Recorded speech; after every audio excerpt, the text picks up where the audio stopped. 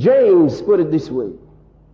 He said, from whence cometh wars among you? Why do you have the fightings? He said, because when you ask, you don't get.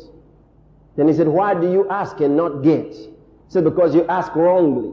You ask amiss, that you may consume it upon your lusts. Consuming it upon your lusts. See that?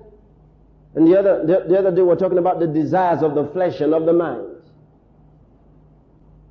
So if it's for self-gratification, it just doesn't matter what it is.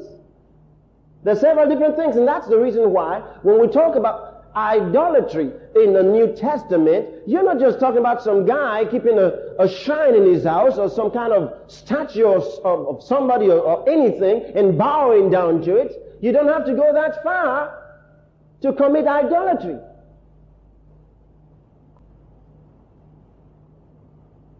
Anything that gets your worship or takes the place of God, anything that takes the place of one who ought to run your life is your God. You may not call him G-O-D, but he's sure your God. Anyone that runs your life, some of you may have your life being run by minerals. You say, oh, did I hear that? Sure, you heard me. You've just got to take this thing. You can go a day without taking Coke. You say, something wrong with that? Sure there is. It's running your life. You are as hooked on Coke as that other guy is hooked on drugs. He's got to get it. You have to get it.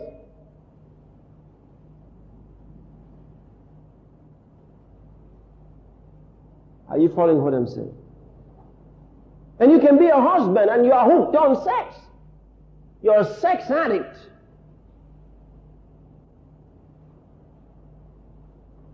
It's possible. You just have to have sex. You just have to. Now everyone's quiet. Let me go back to my house here. Are you still with me? Shut you? I shut you too low? Was that a low one? Relax. This is for real. You know, some of the girls are hooked on guys. They've never married, but they've from one relationship into another. They've never been alone. You know, they come out of one and they've got to be in another. You are a guy addict. See what I mean?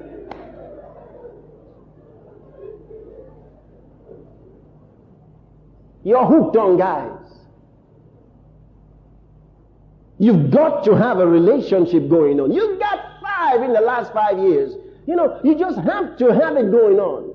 You just can't conceive of yourself outside of a relationship. You've got to have it. And we all know John's not talking about the Old Testament, he's talking about the New. So what is the concept of sin then? He said, Jesus said, whosoever looketh upon a woman to lust after her in his heart has committed adultery. That's telling you the heart is where the trouble is. Then he said, for from the heart proceedeth evil thoughts and blasphemies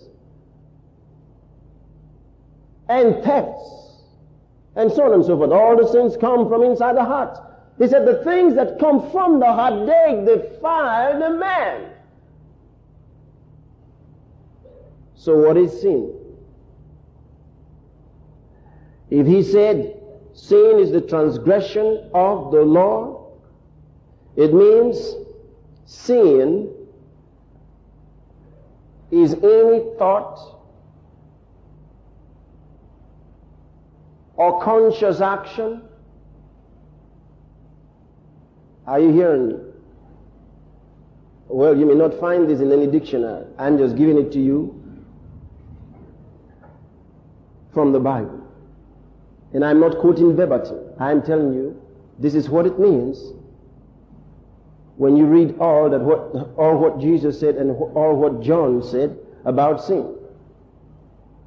You get the bottom line.